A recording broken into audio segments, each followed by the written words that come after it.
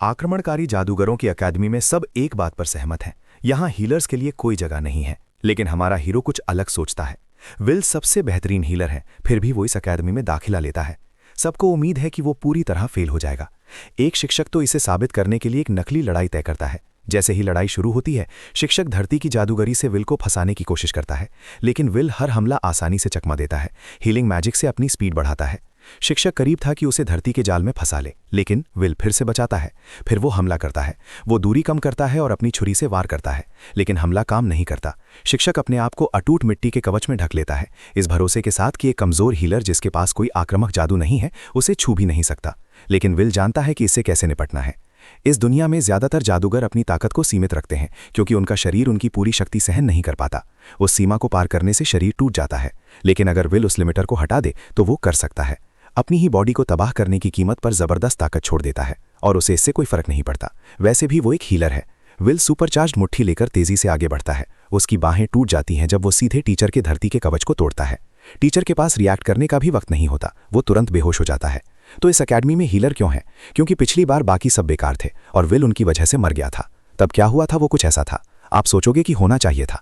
किसी काम में अच्छा होना आपको आपके सीनियर से वो इज्जत दिलाता है जो आप डिजर्व करते हैं, सही है ना? लेकिन हमारे लड़के के साथ ऐसा नहीं होता। वो अपने बॉस से ही चाकू खा जाता है, वो भी जब उसने कमाल का काम किया हो। विल एक आम लड़का है, लेकिन उसकी हीलिंग पावर कमाल की है। एक ऐसी ताकत जो पूरी दुनिया में सिर्फ उसी के पास है। वो इतनी जबरदस्त हीलिंग कर सकता है कि जैसे बच्चे का खेल हो। हाथ कट गया, कोई बड़ी बात नहीं, भाई सेकंडों में उसे फिर से जोड़ देता है। अभी वो साथ में सेवा दे रहा है। आखिरी बचे हुए सैनिक जो फ्रंटलाइन पर खड़े हैं, वो एक दैत्य सेना से लड़ रहे हैं जिसे दानवों के मालिक चला रहे हैं। वही ताकतें जिन्होंने ग्रैंडाल्ट की रियासत को तबाह कर दिया। सैनिक जी जान लगा रहे हैं, पूरी ताकत से लड़ रहे हैं ताकि दैत्य सेना को रोक सकें, जिसने बाकी दुनिया को पहले ही तबाह कर दिया है। हमारी तरफ से लड़के की बात करें तो उसे कोई लड़ाई का तजुर्बा नहीं है, इसलिए उसका काम घायलों का इलाज करना है, यानी उन्हें मौत की कगार से वापस लाना। पर सच कहें तो ये इंसान टिक नहीं पाते।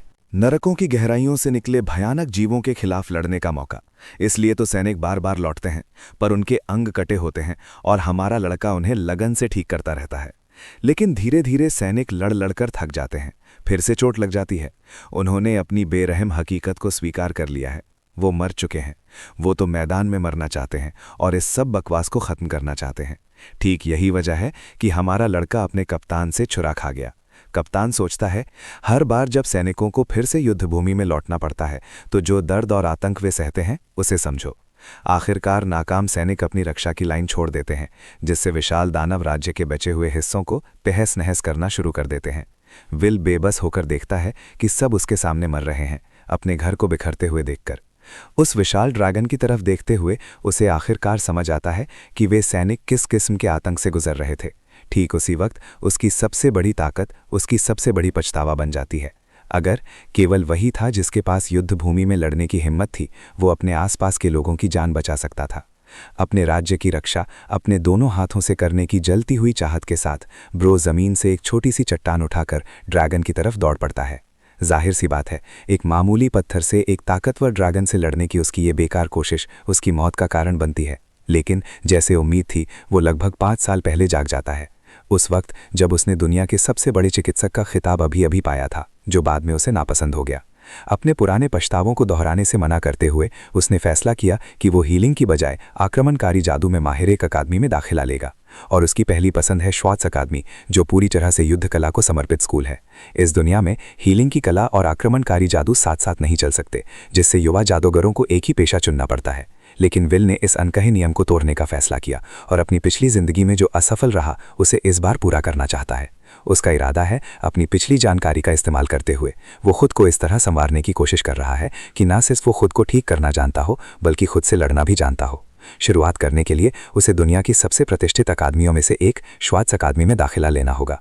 माना जाता है कि ये अकादमी युवा प्रतिभाओं को बेहतरीन आक्रमणकारी जादूगर बनाने में माहिर है, और ये भी कहना गलत नहीं होगा कि विल के पिछले जन्म का सबसे प्रतिभाशाली युद्ध जादूगर भी इसी अकादमी का स्नातक था। लेकिन एक समस्या है, विल एक हीलिंग जादूगर है, इसलिए इसमें दाखिला लेना श्वार्ट्ज तो सीधे साधे नहीं था। आमतौर पर अमीर लोग अपनी बेवकूफ़ औलाद को इस अकादमी में दाखिला दिलाने के लिए खूब पैसा उड़ाते हैं, लेकिन हमारा लड़का अभी पूरी तरह से कंगाल है।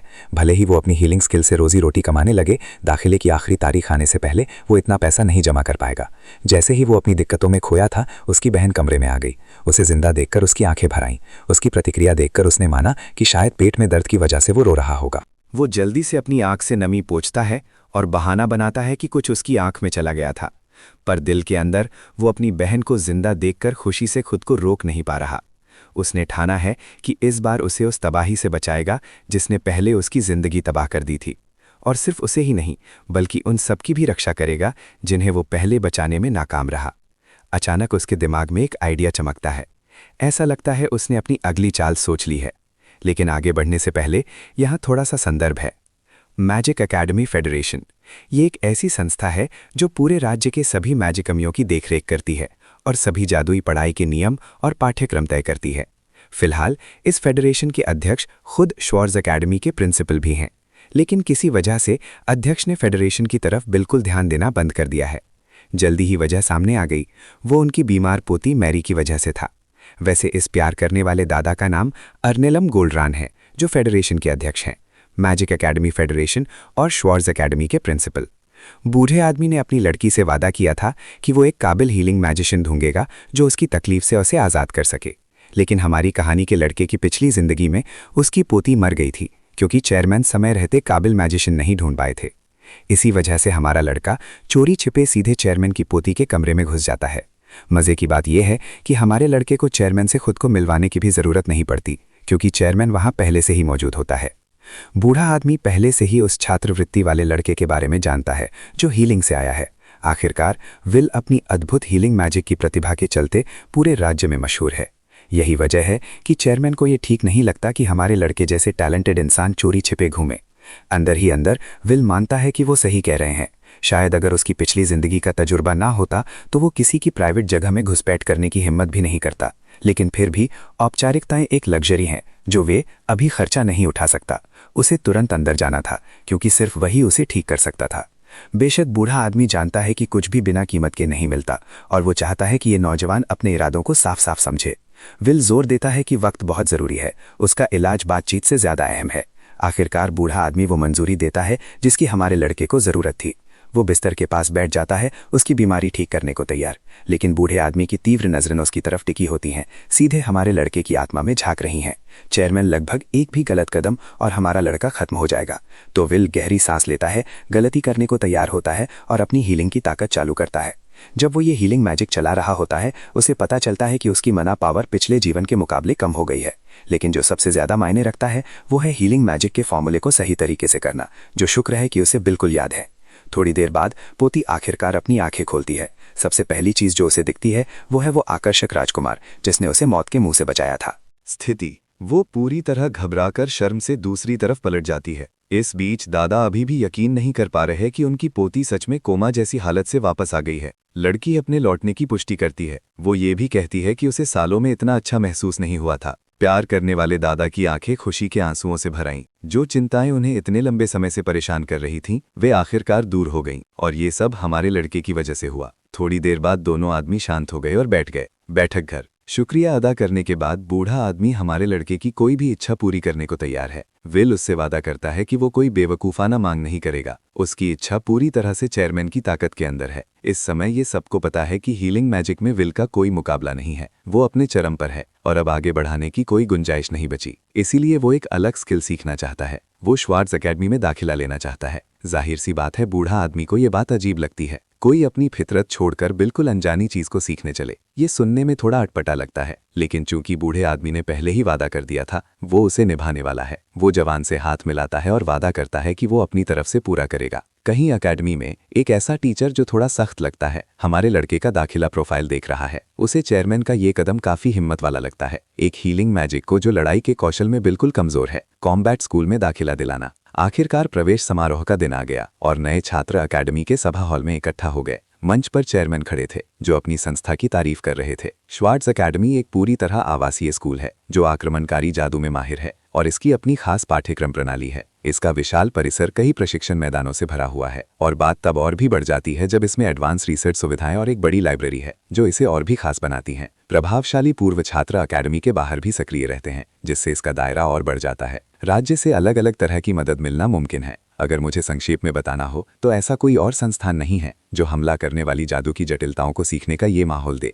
ये मत भूलो कि हमारा लड़का तो बस एक साधारण हीलर है जो इस अकेडमी में दाखिला ले रहा है, जो अब तक किसी ने नहीं किया। तो साफ है कि उसका आगे का रास्ता कांटों से भरा होगा। लेकिन मेरा यार तैयार है। जो भी आएगा उसका सामना करने को। बस उसे वही हमला करने वाला जादूगर बनना है जो वो चाहता है। वैसे तो उम्मीद कुछ और थी, लेकिन हकीकत अक्सर उससे बहुत दूर होती है। एंट्रेंस सेरेमनी के बाद पहली क्लास शुरू होती है और विल को पसीना छूटता हुआ देखा जा सकता है। उसे फायर मैजिक स्पेल से टारगेट को मारना होता है। किसी तरह वो फायर स्पेल एक्टिवेट करने में कामयाब हो जाता है, लेकिन जैसे ही स्पेल निकलता है वो फुस हो जाता है। और ये पहली बार नहीं है जब ऐसा हुआ हो। बात और खराब तब हो जाती है जब उसका टीचर एकदम घटिया इंसान निकला, जो उसकी कमजोरी का फायदा उठाकर उसे तंग करने की कोशिश करता है। विल तब तक क्लास अटेंड कर सकता है जब तक वो सफलतापूर्वक टारगेट को हिट नहीं कर लेता। डमी। जब तक वो ये कर नहीं लेता, उसे स्कूल बिल्डिंग के दूसरी तरफ वाले ट्रेनिंग ग्राउंड में प्रैक्टिस करनी पड़ती है। विल ये जिद करता है कि उसके टीचर उसे कम से कम बेसिक्स तो सिखाएं, वरना वो कभी ठीक से सीख ही नहीं पाएगा। वैसे भी शुरुआत से ही साफ था कि ये टीचर हमारे लड़के से कोई खास लगाव नहीं रखता। उसके लिए हीलर को पढ़ाने में टाइम वेस्ट करना सही निवेश नहीं है। विल उससे भीख मांगता है कि कम से कम उसे लाइब्रेरी की अनुमति दे ताकि वो खुद से सीख सके थ्योरी से कुछ बात। फिर से वो कमीना हमारे लड़के की टांग खींचता है क्योंकि वो सिर्फ एक हीलर है। कहता है कि उनके जैसे लोगों के लिए कोई ऐसी किताबें नहीं हैं जो काम आ सकें। मौका पाते ही एक सुनहरे बालों वाला गधा चालाकी से हीलर पर जादुई तरीके से वार करता है, जिससे विल जमीन पर गिर जाता है। बेचारा लड़का तो अचानक हमले की उम्मीद भी नहीं कर रहा था, लेकिन दबंग सोचता है कि ये तो और भी वजह है हीलर की कमजोरी का फायदा उठाने की। वो अकेडमी की ऑफेंसिव रैंक की शान भी करता है। स्थिति ऐसी है कि विल जैसे कोई भी नरम दिल वाले हीलर एडमिशन लेने की हिम्मत करें तो खो जाएं। ये पहली बार है जब मैं देख रहा हूं कि एक टीचर भी बुली के साथ मिलकर छात्र पर चढ़ाई कर रहा है। दोनों मिलकर विल को ऐसे टोक रहे हैं जैसे वो उनकी नज़र में सबसे निचला कचरा हो। उस रात हमारा लड़का बेंच पर थका हारा दिख रहा था। आक्रामक जादू सीखने की उसकी कोशिशें अभी तक बेकार गई हैं। उसे पता था कि ये टेढ़ी खीर होगी, क्योंकि हीलिंग और आक्रामक जादू में काफी फर्क होता है। दोनों अपनी अपनी ऊर्जा स्रोत से शक्ति लेते हैं। मना है। मन की ताकत एक जादूगर का सबसे बड़ा हथियार, जिसे वो फॉर्मूलों के जरिए एक्टिवेट करता है। मना भी कास्ट करने वाले की इच्छा के हिसाब से चलता है।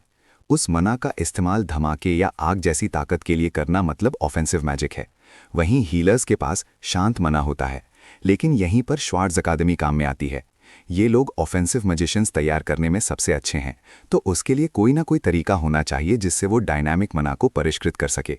विल पक्के तौर पर मानता है कि वो अपने मना को ऐसे कंट्रोल कर सकता है जिससे स्थिर मना को गतिशील मना में बदलना उसके रास्ते की सबसे बड़ी बाधा थी। अभी तो वो क्लास भी अटेंड नहीं कर पा रहा, क्योंकि वो घटिया टीचर उसे जाने नहीं दे रहा। विल हार मानने वाला नहीं था, उम्मीद में कि वो एक ही इंसान मिले जिसने उसकी पिछली जिंदगी में मदद की थी। सिर्फ उसके लिए ही इस एकेडमी में आने का फैसला शायद उस दर्द के लायक बन जाए। लेकिन अफसोस, वो अंधाधुंध आगे नहीं बढ़ सकता था, इसलिए उसने दूसरी राहें सोचनी शुरू की। तभी अचानक एक जाना पहचाना आवाज़ उसे देर तक बाहर रहने पर डांटने लगी। जब विल ने देखा, इस बंदे की जबरदस्त शक्ल देखकर वो वेरोनिका को देखता है, एक बेहद काबिल योद्धा जो उसके साथ लड़ी थी। वो अब तक की सबसे ताकतवर ऑफेंसिव मैच में से एक थी जिसे उसने जाना था, और आखिर में उसे उस दुखद युद्ध में उसका नुकसान सहना पड़ा। खुशी की बात यह है कि वो इस उल्टे टाइमलाइन में जिंदा है, लेकिन बात करने से पहले ही ये औरत उसी तलवार को निकालती है जो किसी भी चीज़ को आधा कर सकती है। ये लड़की बिल्कुल महिला गोजो जैसी लगती है, जिसमें सुकुना की ताकतें हैं, और ये कि वो अपनी तलवार उससे ताने हुए खड़ी है, वो कोई मामूली बात नहीं है। बिल्कुल बढ़िया। लेकिन पता चलता है कि वो पूरे कैंपस में एक शकी छात्र की तलाश में है, जिससे उसे शक होता है कि क्या विल वही मुसीबतखोर छात्र है। हमारा लड़का जल्दी से साफ कर देता है कि वो बिल्कुल भी वो लड़का नहीं है, क्योंकि अगर गलती से वो उस पर हाथ उठाएगी तो उसे फिर से ट्रकून से दूसरी दुनिया में वापस जाना पड़ेगा। वो उस पर यकीन करती है और उसे सुकून मिलता है। फिर वो पक्का करना चाहता है कि क्या वो वाकई वेरोनिका है। महिला को बुरा लगता है कि वो टीचर्स को इतनी आराम से टाइटल से बुलाता है, जिससे उसे शर्मिंदगी और हैरानी होती है। उसे पता था कि वो उसकी पिछली जिंदगी में उससे बड़ी थी, लेकिन इतनी भी ज्यादा नहीं। पता चला कि वो असल में एक प्रतिभाशाली बच्ची है जिसने क्लासेस छोड़ी थी और सीधे प्रोफेसर बन गई, जो उसकी जबरदस्त टैलेंट को देखते हुए बिल्कुल भी अचरज की बात नहीं थी। यही मौका था जिसका विल सालों से इंतजार कर रहा था, वो चमकता हुआ तारा जो उसे आखिरकार ऑफेंसिव मैजिक सीखने में मदद कर सकता था। विल ने वेरोनिका की क्लास लेने में दिलचस्पी दिखाई, क्योंकि उसे पता था कि वही उसकी आखिरी उम्मीद है। उसने दाखिले की प्रक्रिया के बारे में पूछा, लेकिन वो तुरंत ही उसे ठुकरा देती है। कहती है कि उसने अभी तक कोई क्लास शुरू नहीं की है। चूंकि वो एक नई टीचर है जो पहले कई क्लासेस से प्रमोट हुई है, उसे यहाँ के कामकाज का बिल्कुल भी पता नहीं है। इस साल वेरोनिका की जिम्मेदारी असिस्टेंट इंस्ट्रक्टर की है, ताकि वो कुछ सवालों को संभाल सके। प्लान ये था कि उसकी जवान सोच से वो उन स्टूडेंट्स के करीब आ सके जो उसकी उम्र के हैं, जिससे वो उनके लिए एक अच्छा सपोर्ट बन सके। लेकिन जो चीज़ उसे परेशान करती है वो ये है कि कोई भी उससे किसी भी तरह संपर्क करने की हिम्मत नहीं करता। सलाह मशवरे की बात है। खैर, हमारा लड़का बिल्कुल बता सकता है कि क्यों, क्योंकि ये औरत थोड़ी सी भी परेशानी में अपना हथियार निकाल लेती है। लेकिन उसकी नज़र में ये बस एक बढ़िया मौका है कि वो वेरोनिका का फ़ायदा उठा सके। उसे उसके क्लासेस में जाना तक नहीं पड़ता, बस उसे इस्तेमाल करता है कि वो उसे प्राइवेट पढ़ाए। तो वो उससे सवाल पूछता है, जानता हुआ कि ये उसका काम है जवाब देना। सीधे सीधे पूछता है कि एक हीलर होने के नाते उसे ऑफेंसिव मैजिक सीखने के लिए कैसे आगे बढ़ना चाहिए। उसके शब्दों में वेरोनिका को तुरंत समझ आ गया कि ये कोई आम छात्र नहीं है, क्योंकि उसने उसके अजीब मैना फ्लो कॉम्पोजिशन को महसूस किया था। अब उसे याद आता है कि ये वही कुख्यात फ्रेशमैन है जो श्वार्ट्स अकादमी में शामिल हुआ था। अपनी सारी जिंदगी में वो ये भी मानती है कि उसने कभी किसी आम हीलर को ऑफेंसिव मैजिक सीखते नहीं देखा। श्वार्ट्स की अच्छी बात यह है कि वहाँ अकादमी एक तरीका देती है जिससे डायनामिक मना नाम की चीज़ को उगाया जा सकता है। ये एक ऐसा बेस है जिस पर हमारा लड़का विश्वास करता है कि ये उसके लिए परफेक्ट शुरुआत होगी। और जब वेरोनिका अपनी मौजूदगी की पक्की खबर मिलते ही विल काफी उत्साहित हो जाता है। सोचता है कि अब मौका है। ये औरत सीधे साधे कह देती है कि उसका बेवकूफ सा दिमाग उस तरीके से भी ऑफेंसिव मैजिक सीखने लायक नहीं है। ये बात सुनकर हमारा लड़का सच में हैरान रह जाता है, खासकर जब वेरोनिका समझाती है कि उसके पास पहले से ही बहुत ज्यादा स्टैटिक मना है। इसका मतलब ये है कि चाहे वो डायनामिक मना को जमीन से भी पैदा करे, ज्यादातर हिस्सा स्टैटिक मना में ही बदल जाएगा और घुल जाएगा। और अगर उसने कोशिश की डायनामिक मना किसी और तरीके से इस्तेमाल करना, दो मना क्वालिटीज को मिलाना, ऐसा बन जाएगा कि वो कोई भी आक्रामक जादू इस्तेमाल ही नहीं कर पाएगा। हालात बहुत बुरे लग रहे हैं। यार आगे बढ़ा और बदलाव किया, पर फिर पता चला कि एक आम हीलर के लिए आक्रामक जादू सीखना नामुमकिन है। विल को अब पछतावा हो रहा है कि ट्रक कन ने उसके ऊपर हमला किया था, तब उसे कोई गाइड बुक क्यों नहीं मिली। खैर, वो हार मानना नहीं चाहता, चाहे उसे अपनी पीढ़ी का आइंस्टीन बनना पड़े और नया तरीका ईजाद करना पड़े। असिस्टेंट का शुक्रिया प्रोफेसर। वो जाने वाला ही था कि अचानक वेरोनिका ने उसे रोक लिया ताकि अपनी बात पूरी कर सके। उसने पहले की बात को आगे बढ़ाते हुए कहा कि सही है, हीलर लोग हमलावर जादू नहीं इस्तेमाल कर सकते, लेकिन एक ऐसी शर्त है जो हीलर को हमलावर जादूगर बना सकती है। लड़की ने उसकी सोच पूरी तरह से उलझा दी, क्योंकि यहाँ तक हमारा बॉय भी उस तर्क को समझ नहीं पा रहा था। वेरोनिका ने अपना तर्क समझाने के लिए अपना खास तराशा हुआ लोहे का तलवार दिखाया, एक ऐसा हथियार जो वार करके दुश्मनों को हरा सकता है। फिर उसने बेंच की बात की। उनके पास एक लकड़ी का बेंच था जिस पर बैठा जा सकता था। मतलब वो सीधी साधी बात कर रही थी, जैसे कि पानी गीला होता है और फर्श फर्श से बना होता है। लेकिन यहाँ ट्विस्ट ये है कि उसने बेंच उठाई और समझाया कि चाहे उसने किसी को पिटाई के लिए इस्तेमाल किया हो, तब भी वो एक हथियार ही रहेगा। मज़ेदार बात यह है कि विल सोचने लगा कि ये मसल वाली मम्मी इतने पतले हाथों से इतनी भारी बेंच कैसे उठा सकती है। वैसे वेरोनिका की सोच ये है कि अगर कोई चीज़ किसी और मकसद के लिए बनी हो तो उसे कोई भी अपनी मर्जी से इस्तेमाल कर सकता है। अपनी बात को और साफ करने के लिए वो अपने हाथ का इस्तेमाल दिखाती है और फिर उसके चेहरे पर थपथपाती है, जिससे ये आदमी शर्म से लाल हो जाता है। ये ज़्यादातर लड़कों के लिए ख्वाब जैसा होता है, जब तक कि वो अचानक उसके चेहरे पर जोर से थप्पड़ मार देती है और समझाती है कि उसने अभी अपने हाथ का दो अलग अलग काम किया। उसने सच में उसे बहुत जोर से मारा, लेकिन बात वही रहती है, वही चीज़, बस इस्तेमाल अलग। विल की आंखें आखिरकार खुलती हैं। वो शुरू करता है, सोचा कि क्या वो अपनी हीलिंग मैजिक को हमला करने के लिए भी इस्तेमाल कर सकता है। अब तक तो उसने इस बात पर कभी ध्यान ही नहीं दिया था। जादूगरों के दोनों गुट इसी वजह से एक दूसरे से असहमत रहते हैं, क्योंकि उनके मना के स्वरूप अलग अलग होते हैं। लेकिन वेरोनिका की नज़र में ये बच्चा अलग है। उसे लगता है कि उसने हमला करने वाली मैजिक की अकादमी में दाखिला लेकर एक बड़ा कदम उठा लिया है, और उसका मना भी ये दिखाता है कि वो सिर्फ हीलर नहीं है। ये बात खुद विल ने भी नोटिस नहीं की थी। उसे सोचने पर मजबूर कर दिया कि क्या ये ट्रक कून ने उसे दी गई किसी खास ताकतों में से एक है।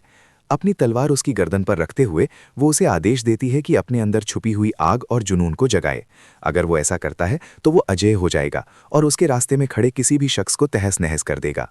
अगला दिन आता है और हमारा लड़का अपनी टीचर की कल की बातें सोच रहा होता है। उसने अपनी बात समझाने के लिए कई अलग अलग उदाहरण दिए थे, और जो बात उसे सबसे ज़्यादा चौंकाती है वो ये है कि उसे ऐसा कोई शक या संदेह नहीं दिखता। साधारण हीलरों की बात छोड़ो, फिर ये भी है कि वो जगह बैठे बैठे कोई ऐसी थ्योरी बना लेती है जो बिल्कुल सही लगती है। विल सोचने लगा है कि शायद वो खुद भी उसी तरीके का इस्तेमाल कर रही है, लेकिन उसकी सोच तभी बीच में एक इंस्ट्रक्टर के बेतुके तरीके से उसे हीलर बुलाने पर टूट जाती है। आज की क्लास असल में खास है, क्योंकि आज एक एक करके लड़ाइयाँ होंगी। वो भी बाकी लोगों के साथ हिस्सा ले सकता है। हाँ, कि वो ऑफेंसिव मैजिक इस्तेमाल कर पाए या नहीं, ये उसकी अपनी दिक्कत है। वो घटिया टीचर ने भी अपने जोड़े फाइनल कर लिए हैं, और बिना किसी शक के इस आदमी ने हमारे लड़के को उसी सुनहरे घमंडी से मैच कराया है जो पिछले दिन था। हमारा लड़का इस मुकाबले के लिए खासा उत्साहित नहीं है, क्योंकि ये ओपलपस एक मशहूर नोबल अकादमी से है और उसके पास पूरा सपोर्ट है। ये तो एक भरोसेमंद लड़का है, लेकिन उससे भी ज़्यादा ये असल में एक ज़बरदस्त ऑफेंसिव मैजिशियन है। ओपलपस पहले से ही जीत मान चुका है और हमारे लड़के को ताने मार रहा है। सोच रहा है कि हार के बाद ये लड़का मम्मी के पास वापस भाग जाएगा। हमारा लड़का पूरी ताकत लगा रहा है कि इस बेवकूफ़ की हरकतों पर गुस्सा ना हो, भले ही वो भविष्य से आया है और जानता है कि सामने एक बच्चा है, फिर भी उसे गुस्सा आ रहा है। अच्छी बात यह है कि विल वेरोनिका की थ्योरी को असल में आजमाना चाहता है, इसलिए उसे ये लड़ाई में दिलचस्पी है। वो प्रोफेसर से ध्यान मांगता है और हार मानने से इनकार कर देता है। इसके बजाय हमारे लड़कों ने एक प्रस्ताव रखा कि उसे ऑफेंसिव मैजिक में कोई टैलेंट नहीं है, इसलिए इस लड़ाई में ये बेकार होगा। तो ये दांव और बढ़ गया और उसने सीधे सीधे कह दिया कि अगर ये मैच हार गया तो वो श्वार्ज़ एकेडमी छोड़ देगा। प्रोफेसर ये सुनकर बहुत खुश हुआ, लेकिन दूसरी तरफ अगर हमारा लड़का जीता तो उसे नियमित क्लासेस लेने की इजाज़त मिल जाएगी।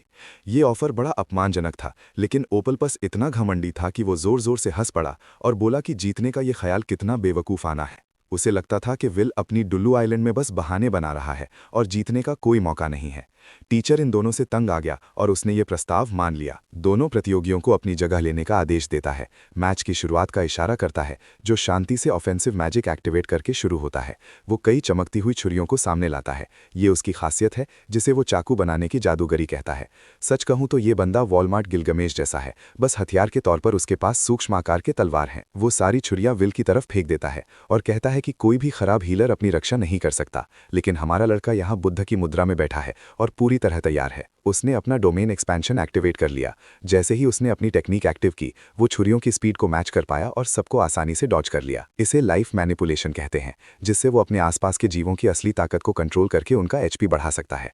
लेकिन बात सिर्फ इतनी ही नहीं है, वो इसी तरीके से इसे अटैक के लिए भी यूज कर सकता है। ओपलपस घबरा गया और इसे एक बेतों की किस्मत कहा, लेकिन हमारा लड़का उसी पोज में अपनी ऑरा जमा रहा था। उसने वॉलमार्ट को पकड़ लिया। गिलगमेश अपनी छुरी लेकर तैयार है और शिरू एमिया के स्टाइल के साथ बाकी सबको काटने वाला है। हथियार लड़खड़ा रहे हैं और अब तक कोई नुकसान नहीं हुआ, लेकिन हमारा लड़का अभी शुरू हुआ है और एक ही छुरी से ये लड़ाई खत्म करने वाला है। दर्शक समझ ही नहीं पा रहे कि क्या हुआ। एक हीलर का हमला करना उनके दिमाग में फिट नहीं हो रहा। सच तो यह है कि विल हमेशा हीलिंग मैजिक को ही हमले के तौर पर इस्तेमाल करता आया है और कभी भी ऑफेंसिव मैजिक का सहारा नहीं लिया। ओपलपस फंसा हुआ है और बकवास कर रहा है कि वो कैसे था। पूरे समय पीछे हटता रहा। लगता है भाई अपने पास चाकू की संख्या बढ़ा सकता है, जैसे इससे कोई फर्क पड़ने वाला हो। वो गुस्से में सोने जैसे तीर मुश्तरियों की बरसात करता है हीलर पर, लेकिन हमारा लड़का आराम से हर एक खंजर को काट फाड़ देता है। उसकी डिफेंस खत्म होने तक सारे खंजर जमीन पर टूटा फूटा पड़े होते हैं। फिर भी उसे लगता है कि वो बड़ा हीरो है, तो उसने अपने छोटे से खंजर को और बड़ा कर लिया। और यार, अगर तुम्हें पूछो तो वो एंगल थोड़ा शक के दायरे में लग रहा है। खैर, विल समझ गया कि ओपलपस से लड़ाई करना अपनी टैलेंट और मैजिक समझ के चलते उसे बहुत दर्द हो रहा है। चीजें और जटिल और ताकतवर बनाने के लिए ओपलपस अपनी छुरा घुमाने लगता है। असल में हमारे लड़के की तरफ मिसाइल फेंक रहा है। भाई ने सुकुना की फायर एरो फर्नेस तकनीक उधार ली, लेकिन विल ने वो भी ब्लॉक कर दिया। वो सब और कोई तकनीक दूसरी शो से चुरा नहीं पा रहा, बस गुस्से में दहाड़ मार रहा है। इस बीच हमारा लड़का सोचता है कि उसे अपनी ताकत धीरे धीरे बढ़ानी चाहिए। वो जबरदस्त प्रोजेक्टाइल आसानी से चकमा दे देता है, जिससे ओपलपस काफी हैरान रह जाता है। चौंक गया। कुछ करने से पहले विल गोकू की इंस्टेंट ट्रांसमिशन का इस्तेमाल करके उसके पीछे आ जाता है और वादा करता है कि बाद में उसे ठीक कर देगा। फिर वो सीधे वार करने लगता है, लेकिन ट्रेनर बीच में आकर उनके बीच एक बड़ा जमीन का दीवार बना देता है। ट्रेनर सोचता है कि मैच खत्म हो गया है और दोनों से कहता है कि अगली जोड़ी के लिए रास्ता छोड़ दो। ये हार घमंडी कुलीन के लिए बहुत ही शर्मनाक है, लेकिन विल बस खुश है कि अब वो सामान्य क्लासेस अटेंड कर सकेगा, जिससे इस बेकार ट्रेनर की काफ़ी चिंता बढ़ जाती है। यहाँ काम खत्म करते ही वो जल्दी से निकल पड़ता है, अपनी लड़ाई के अनुभव पर सोचते हुए। आखिरकार उसने अपनी खुद की आक्रामक जादू की तकनीक बना ली है और ये इतनी ताकतवर थी कि उसने एक बेहतरीन जादूगर को हरा दिया। ये सब वेरोनिका की मदद की वजह से संभव हुआ है। जहाँ तक हारने वाले बदमाश की बात है, उसे प्रशिक्षक मदद करता है। ओपलपस अपने शिक्षक से अनुरोध करता है कि वो इस मैच की खबर उसके पिता को ना बताए। ये दोनों D1 रेडिट वाले नफरत करने वाले हैं, जो हार मानने को तैयार नहीं। अगली सीन में हम विल को क्लासरूम में पाते हैं। वो यहाँ क्लास ले सकता है और हमले की जादू को समझने में और निपुण होने की कोशिश करता है। अध्यापक कमरे में आता है और क्लास शुरू करने से पहले विल की तरफ एक नज़र डालता है। अब तक उसकी क्लासेस साधारण ही रही हैं। एक होम रूम टीचर लगभग सभी क्लासेस संभालता है। विल को जादुई उपकरण बनाने की क्लास सबसे ज़्यादा रोचक लगती है, क्योंकि उसे हीलिंग अकेडमी में इसी तरह का कॉन्सेप्ट याद आता है। आज का सबक है आइस बॉम्ब बनाने का। अध्यापक छात्रों को सामग्री देगा, जिसे उन्हें इकट्ठा करके तैयार करना होगा। विल को याद आता है कि उसने कभी हथियार बनाना असल में आजमाया ही नहीं। पिछली जिंदगी में तो बस रिकवरी आइटम्स बनाता था, लेकिन ऑफेंसिव अकेडमी में उससे उम्मीद है कि वो लड़ाई के लिए हथियार बनाए। इसके लिए जो मना इस्तेमाल होगा वो जाहिर सी बात है कि डायनामिक मना होगा, लेकिन क्रिएशन की बात करें तो मना की किस्म ज्यादा मायने नहीं रखती। इसलिए विल को अपने ज्यादा स्टैटिक मना से भी कोई दिक्कत नहीं होगी। जब वो मटेरियल्स को देखता है तो उसे आइस गोलेम के टुकड़े और पाउडर किए हुए फ्लेम ब्रांच मिलते हैं। इंस्ट्रक्शंस फॉलो करते हुए वो टुकड़े को मिक्स करता है, लेकिन अचानक एकदम तेजी से बदलाव आ रहा है। विल अपने बॉडी एनहांसमेंट के जरिए बर्फ का एक टुकड़ा उछाल देता है, जिससे वो छोटा सा टुकड़ा फटकर धमाका कर देता है और उसके बाद बर्फ के कांटे बच जाते हैं। हमारा लड़का काफी प्रभावित है, लेकिन यहाँ उसकी ये हरकत उसकी क्लास के लिए एकदम अपमानजनक है। टीचर उसे डांटता है और साफ कहता है कि वो विल के ग्रेड से पॉइंट्स काट देगा। बाकी सारे बदमाश हंसते हैं, खासकर उल्पस, जो ये बताता है कि वो टीचर के साथ कोई साजिश रच रहा है। विल की अगली क्लास जादुई जीवों पर है, जो बस आने वाली है। उसे एक प्यारा सा सैलमेंडर मिलता है और टीचर जोर देकर कहता है कि कम काबिल स्टूडेंट्स ध्यान से सुने। हमारा लड़का थोड़ा असहज है, क्योंकि जादुई जीव उसके इतना करीब है। ये नन्हा सा जानवर आग की एक बमबारी करता है, जिससे विल को खुद को बचाना पड़ता है। असल में ये सब तो हमारे लड़के के दिमाग की कल्पना थी, जिसकी वजह से टीचर की भी नज़र उस पर जाती है और टीचर उसका भरोसेमंद बर्तन छीन लेता है। मामला ठीक नहीं लग रहा और विल को अब सच में समझ में आने लगा है कि क्या हो रहा है। टीचर है, उसे क्लास में आने दिया जाता था, लेकिन हर क्लास में उसे सच में तंग किया जाता था। इसका मतलब है कि वो कुछ सीख ही नहीं पाएगा, इसलिए उसे अपनी हालत सुधारने के लिए फिर से कुछ करना पड़ेगा। दूर से एक अजीब सा छात्र उसे देख रहा था, जो यहाँ चल रहे दोहरे मानकों को समझता लग रहा था। बदमाशी लगातार जारी रही। विल को खुद को न सिर्फ बाकी छात्रों से, बल्कि शिक्षक के बेवकूफ़ाना और सिलेबस से हटके सवालों से भी बचाना पड़ता था। उसके तर्कों को ज़मीन पर रौंद दिया जाता था और क्लास के बाद भी उसके कमरे में कूड़े के ढेर पड़े थे। जब उसने इस बात को सुपरवाइजर के सामने रखने की कोशिश की, तो सुपरवाइजर ने उसे और ज्यादा सजा दी। उसके खाने का अधिकार तक छीन लिया। दोस्त लेफ्ट, राइट और सेंटर सब परेशान हो रहे थे। वो अपने कमरे में गिर पड़ा, ये समझते हुए कि ये अकेडमी नफरत करने वालों से भरी हुई है। जब उसने एक अच्छा कदम उठाया था, अब उसे फिर से ढेर सारी मुश्किलों का सामना करना पड़ रहा है। विल समझता है कि उसकी अभी की प्रगति उसके लिए कमाल कर रही है और वो इसे खोना नहीं चाहता। ये बदमाश उसे परेशान करते हैं। सबसे अच्छी बात यह है कि उसने उनमें से एक से लड़ाई की और सच में जीत भी गया, जिससे उसके पास पक्का सबूत है कि वो हमला करने वाला जादूगर बन सकता है जिसके बारे में वो हमेशा सपना देखता था। अच्छा सोचते हुए विल अपने टेक्स्ट बुक को याद करता है, ताकि अब वो होमवर्क देख सके और सही से पढ़ाई कर सके। अगले दिन आता है और उसकी पूरी हैरानी के लिए वहाँ कोई टीचर या कोई भी नहीं होता। टीचर आमतौर पर इस समय आता है, लेकिन उसके आसपास सिर्फ एक ही छात्र होता है। लगभग ऐसा लग रहा था कि अचानक होने वाले शेड्यूल चेंज की खबर कुछ स्टूडेंट्स तक पहुंचाई ही नहीं गई। गुस्से में विल उठता है और उस लड़की से बात करने की कोशिश करता है। वो उसके पास जाता है, जिससे लड़की थोड़ी चौंक जाती है। हमारा लड़का बस ये जानना चाहता है कि क्या क्लासेस रातों रात बदल गई हैं, और ये बात उसी से जुड़ी हुई लगती है। टीचर कुछ स्टूडेंट से नफरत करता है और वो लड़की भी उनकी लिस्ट में है, तो दोनों की मुश्किलें बढ़ गई हैं। लड़की सोचती है कि दो पिटे हुए अकेले लोगों का साथ होना अच्छा आइडिया है, और विल उसकी बात समझ सकता है। डर से भरकर वो उसे खुशी भरा हाथ बढ़ाता है, दोस्त बनने की पेशकश करता है। लड़की हैरान हो जाती है और पूरी इज्जत से उसका सिर झुकाती है। उसका नाम एरिका ग्लेन है, जो विल की नई एकेडमी में बनी पहली दोस्त है। उसे लगता है कि विल के पास कोई दोस्त ना होना बिल्कुल सामान्य बात है, क्योंकि वो क्लासेस में देर से शामिल हुआ है और वो हीलर है। एरिका बताती है कि लोग हमेशा हीलर्स को कितना बेबस और कमज़ोर समझते हैं। ये सुनकर विल चौंक जाता है। खुद वो भी दोस्तों का जिक्र करने वाली नहीं है, बावजूद इसके कि वो आक्रमणकारी जादूगरनी। उसकी शख्सियत देख के विल समझता है कि हीलर्स के खिलाफ ये कड़क भेदभाव श्वार्ट्स एकेडमी की संस्कृति लगती है। सच कहूं तो आक्रमणकारी जादूगर आगे की लाइन में लड़ते हैं, इसीलिए उन्हें पीछे रहकर हीलिंग करने वालों से नफरत करना भी जायज़ लगता है। अपनी पिछली जिंदगी में भी विल खुद को उस राज्य का एक नामी हीलर के तौर पर स्थापित कर चुका था। तब उसकी काफ़ी विश्वसनीयता थी, लेकिन यहाँ इस आक्रमण अकेडमी में हालात अलग हैं। अगर विल ने संभाला नहीं, तो अकेडमी के इस भेदभाव के चलते वो दब सा जाएगा। इसके खिलाफ लड़ाई लड़ने के लिए एरिका उससे पूछती है कि वह आक्रामक अकेडमी में आने का मकसद क्या है। अपने ख्यालों को संभालते हुए विल जवाब देता है कि वो अपने असली हालात को एक जन्मजात हीलर के रूप में स्वीकार नहीं करता और फ्रंट लाइन में शामिल होना चाहता है। उसकी वजह उसे हिला देती है, लेकिन विल साफ कर देता है कि उसके पीछे उसके खुद के निजी कारण हैं। जहाँ तक एरिका की बात है, लगता है कि वो गांव के एक छोटे से कुलीन परिवार से है। उसके परिवार में कोई बेटा नहीं हुआ, इसीलिए माता पिता सोच रहे थे कि उनका वंश खत्म हो जाएगा। काम खुद संभालने की ठानी। उसने सोचा कि अगर वो एक ताकतवर हमला जादूगर बन जाए तो सिर्फ रुतबे की वजह से परिवार की मुखिया बन सकती है। विल की नज़र में ये एक समझदार मकसद है, लेकिन एरिका की दिक्कत ये है कि उसे जादू में एक भी कण प्रतिभा नहीं है, उसके दोस्त भी नहीं है और क्लास में उसे तंग भी किया जाता है। सौभाग्य से उसे हमारे लड़के में एक दोस्त मिल गया है, जिसे वो एक कमज़ोर छात्र कहती है, जो उसके साथ तब भी खड़ा रहता है जब उसकी ग्रेड्स कम होती हैं। भाई हर जगह पिट रहा है, पर वो बस मजाक कर रहा था। खैर, वो उसे याद दिलाता है कि एरिका की उम्मीदें बहुत जल्द पूरी हो जाएंगी। ज़्यादा कुछ बताए बिना विल उसे एक अलग क्लासरूम में ले जाता है, जहां असली क्लास हो रही होती है। दोनों असली क्लास तक पहुंचते हैं, लेकिन जैसे उम्मीद थी, टीचर उन्हें लेट समझकर गुस्सा हो जाता है। विल माफ़ी मांगता है कि उसे अचानक क्लास बदलने का पता नहीं था, लेकिन ये नादान टीचर कड़क है और माफ़ी नहीं देता।